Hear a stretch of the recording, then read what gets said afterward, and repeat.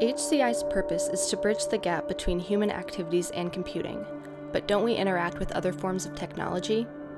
Designers focus on understanding people's lifestyles and ways design can be incorporated into these, yet despite the field's claim to be human-centered, have we neglected to understand how hobbies are intrinsic to one's well-being?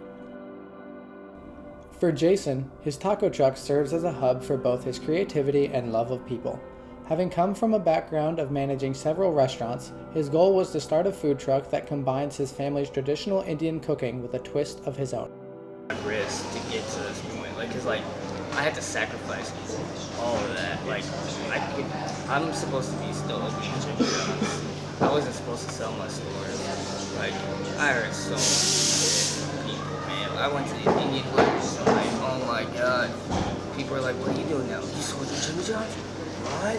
Why'd you do that? And I'm so what are you gonna do now?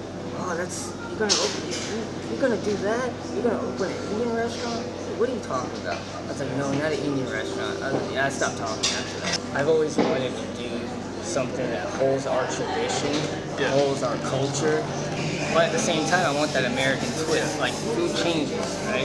So you're not always gonna have your old recipes, but for the ones that do have the old recipes, we have another solution. So right now, I play basketball, I golf here and there, but I haven't even golfed, it's a goal. And if I do, I'll probably golf once just to get away from things. This is gonna be it. For Terry, working with glass provides a sense of joy that she had not found with anything else. Being a creative person who strives to find outlets to express herself, she has developed a passion for crafting glass sculptures. Especially the green closest to you. Look at that. Look at the way that's refracting colors and reflecting different tones. Like that middle where the light's really popping in. It's like light green, but then it goes darker. It's just fun.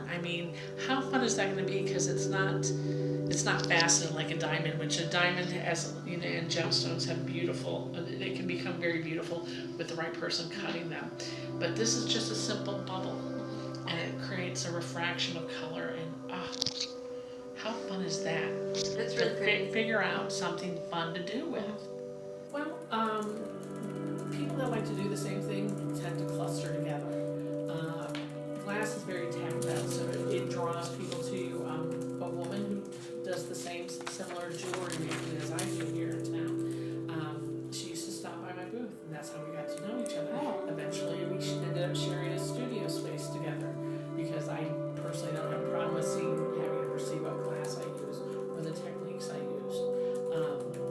And then you just start attracting other people who do glass. Well, I think everyone has a creative soul.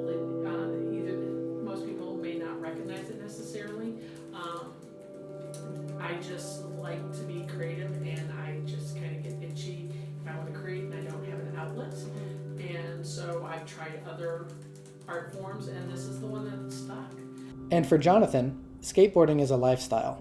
Skateboarding originally started as a hobby for him, which grew to become a lifelong career path when he opened his own shop. And they're like, oh, you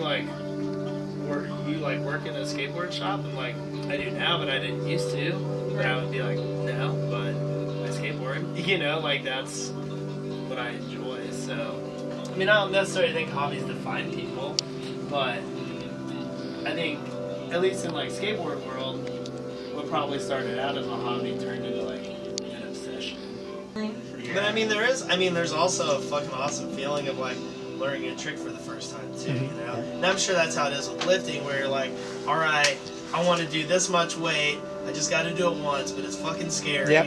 And you're like, ah! And then you finally do it. Yeah. You're like, fuck.